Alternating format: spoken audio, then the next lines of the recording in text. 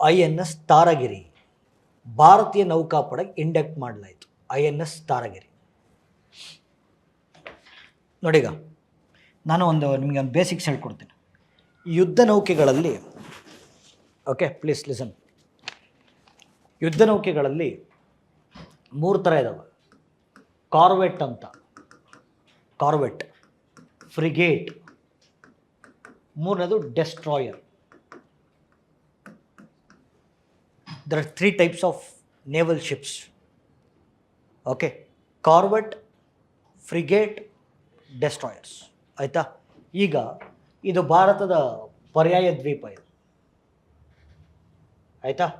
So ಇಲ್ಲಿ ನಿಮಗೆ just ಕಣ್ಗಾವಲು ವ್ಯವಸ್ಥೆ, ಪ್ಯಾಟ್ರೋಲಿಂಗ್, ಓಕೆ, ಗಸ್ತು ತಿರುಗುವುದು, ಕಣ್ಗಾವಲು ವ್ಯವಸ್ಥೆಯನ್ನು ರೂಪಿಸುವುದು, ಪ್ಯಾಟ್ರೋಲಿಂಗು ಮತ್ತು ಸರ್ವೈಲೆನ್ಸ್, ಸಣ್ಣ ಯುದ್ಧ ನೌಕೆ ಯೂಸ್ ಮಾಡ್ತೀವಿ. They are called as Corbett. ಚಿಕ್ಕ ಪುಟ್ಟ ಯುದ್ಧ ಮಾಡೋಕ್ಕೆ ಫ್ರಿಗೇಟ್. ಎದುರಾಳಿಗಳನ್ನು ಒಡೆದು ಉರುಳಿಸ್ಬೇಕು ಅಂದಾಗ ಡೆಸ್ಟ್ರಾಯ್. ಓಕೆ, ಇದು ಮೀಡಿಯಮ್ ಫ್ರಿಗೇಟ್. ಈ ಫ್ರಿಗೇಟ್ಸ್ ಡೆವಲಪ್ ಮಾಡ್ಬೇಕಾದ್ರೆ ಬೇರೆ ಬೇರೆ ರೀತಿ ಇದೆ. ಫಾರ್ ಎಕ್ಸಾಂಪಲ್ ನೋಡಿ, ಅದರಲ್ಲಿ ಬೇರೆ ಬೇರೆ ದರ್ಜೆಗಳು ಬರ್ತವೆ. ಓಕೆ, ಈಗ ನೀಲಗಿರಿ ಕ್ಲಾಸ್ ಅಂತ ಬರುತ್ತೆ, ನೀಲಗಿರಿ ಕ್ಲಾಸ್, ಶಿವಾಲಿಕ್ ಕ್ಲಾಸ್, ಬೇರೆ ಬೇರೆ ದರ್ಜೆಗಳಿದಾವೆ. ಓಕೆ, ಈಗ ಶಿವಾಲಿಕ್ ಕ್ಲಾಸ್ ಫ್ರಿಗೇಟ್ಗಳಿಗೆ ವಯಸ್ಸಾಯಿತು. ಅದರ ಉತ್ತರಾಧಿಕಾರಿಗಳಾಗಿ ನೀಲಗಿರಿ ಕ್ಲಾಸ್ ಫ್ರಿಗೇಟ್ಸ್ಗಳು ಬರ್ತಾ ಇದ್ದಾವೆ. ಅದು ಅಂತಿಂಥ ಫ್ರಿಗೇಟ್ಸ್ ಅಲ್ಲ ಇವು. ಓಕೆ, ಸ್ಟೆಲ್ತ್ ಫ್ರಿಗೇಟ್ಸ್ ಅಂತ ಕರಿತೀವಿ. Stealth, what you mean by stealth ಅಂತಂದರೆ ಸಿಂಪಲ್ಲು, ಎದುರಾಳಿಗಳ ರೆಡಾರ್ಗಳಿಗೆ ಕಣ್ಣಿಗೆ ಕಾಣಿಸಲ್ಲ ಇವು. ಈಗ ಎಲ್ಲೋ ಕೂತ್ಕೊಂಡು ಪಾಕಿಸ್ತಾನ ಒಂದು ರೆಡಾರ್ ಇಟ್ಕೊಂಡು ಅಲ್ಲಿ ಯಾವ ವಸ್ತುಗಳು ಹೋಗ್ತಾ ಇದೆ ಸಿಗ್ನಲ್ಸ್ ಕಳಿಸ್ತಾ ಇರುತ್ತೆ. ಆ ಸಿಗ್ನಲ್ಸ್ ಕಣ್ಣಿಗೆ ಬೀಳಲ್ಲ ಇವು.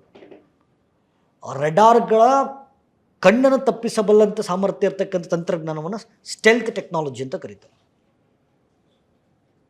ಓಕೆ, ಸ್ಟೆಲ್ತ್ ಟೆಕ್ನಾಲಜಿ ಅಂತಂದರೆ ಎದುರಾಳಿಗಳ ರೆಡಾರ್ಗಳಿಗೆ ಕಣ್ಣಿಗೆ ಸಿಗಲ್ಲ ಅಂತ.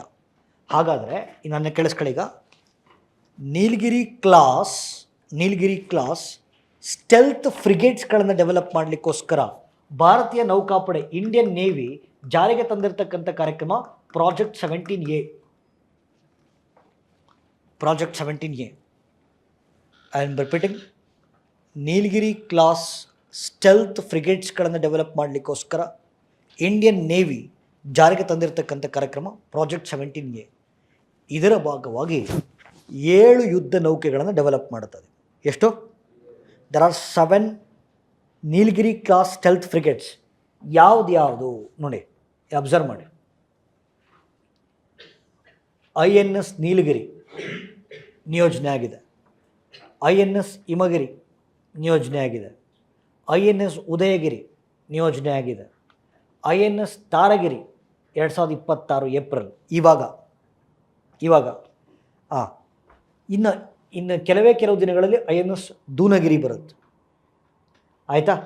INS ವಿಂಧ್ಯಗಿರಿ ಟೆಸ್ಟ್ ನಡೀತಾ ಇದೆ, ಮಹೇಂದ್ರಗಿರಿ ಅಂಡರ್ ಕನ್ಸ್ಟ್ರಕ್ಷನ್. ಓಕೆ, ಈಗ ಏಪ್ರಿಲ್ ತಿಂಗಳಲ್ಲಿ INS ತಾರಗಿರಿ, ಓಕೆ, ಉತ್ತರಾಖಂಡಲ್ಲಿ ಕಂಡು ಬರ್ತಕ್ಕಂಥ ಒಂದು ಶಿಖರ ಇದು. ಎಲ್ಲ ಭಾರತದ ಶಿಖರಗಳ ಹೆಸರನ್ನು ಇಡಲಾಗಿದೆ. ಎಲ್ಲ ಭಾರತದ ಶಿಖರಗಳನ್ನು ಹೆಸರಿಡಲಾಗಿದೆ.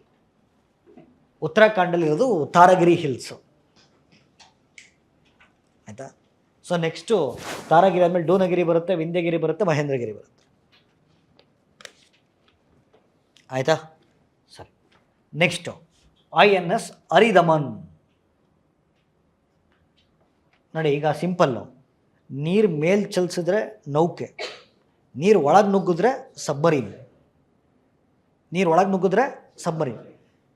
ಭೂಮಿಯಿಂದ ಉಡಾವಣೆಗೊಂಡ್ರೆ ಮಿಸೈಲು, ನೀರೊಳಗೆ ಉಡಾವಣೆಗೊಂಡ್ರೆ ಟಾರ್ಪಿಡೋ, ಆಕಾಶದಲ್ಲಿ ಉಡಾವಣೆ ಇದ್ದರೆ ಕ್ಷಿಪಣಿ, ನೀರಲ್ಲಿ ಉಡಾಯಿಸಿದ್ರೆ ಟಾರ್ಪಿಡೋ.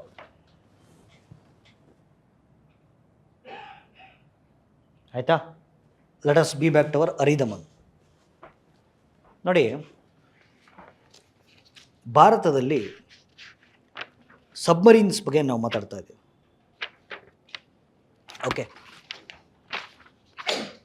ನ್ಯೂಕ್ಲಿಯರ್ ಸಬ್ಮರೀನ್ ಪ್ರೋಗ್ರಾಮ್ ಅಂತಿದೆ. ಓಕೆ ಆಯ್ತು. ವಾಟ್ಸ್ ಟೈಮ್ 4:36, 4:45 ಕೊಡ್ತೀನಿ ಬಿಕಾಸ್ ನಾನು ಸ್ಟಾರ್ಟ್ ಮಾಡೋದು 3:15.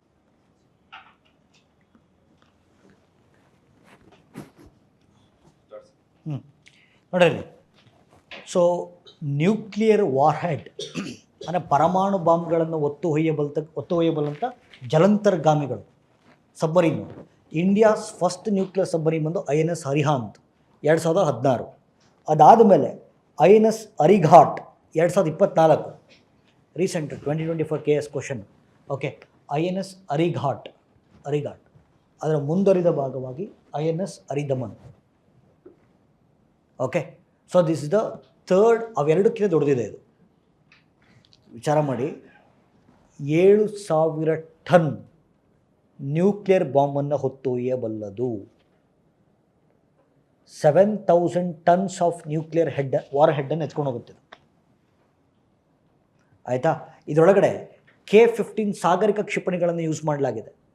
ಸಾಗರಿಕ ಮಿಸೈಲ್ಸ್. ಒಂದು ಸಾಗರಿಕ ಮಿಸೈಲು 3,500 ಕಿಲೋಮೀಟರ್ನ ಕ್ರಮಿಸಬಲ್ಲದು. 3,500 ಕಿಲೋಮೀಟರ್ ಅಂದರೆ ಒಂದು ಕಾಂಟಿನೆಂಟಿಂದ ಇನ್ನೊಂದು ಕಾಂಟಿನೆಂಟ್ಗೆ. ಅದರ ಭಾಗವಾಗಿ ಮುಂದುವರಿದ ಭಾಗವಾಗಿ INS ಅರಿದಮನ್ ಭಾರತದ ನೌಕಾಪಡೆಗೆ ನಿಯೋಜನೆ ಆಯಿತು. ಓಕೆ, 3 ಸಂಸ್ಥೆಗಳು ಡೆವಲಪ್ ಮಾಡಿದ್ದಾವೆ. DRDO, okay, DRDO. ಎರಡನೇದು ಡಿಪಾರ್ಟ್ಮೆಂಟ್ ಆಫ್ ಅಟಾಮಿಕ್ ಎನರ್ಜಿ, ಅಣು ತಂತ್ರಜ್ಞಾನ ಇಲಾಖೆ ಅಥವಾ ಪರಮಾಣು ಇಲಾಖೆ 2. ಮೂರನೇದು ಭಾರತೀಯ ನೌಕಾಪಡೆ.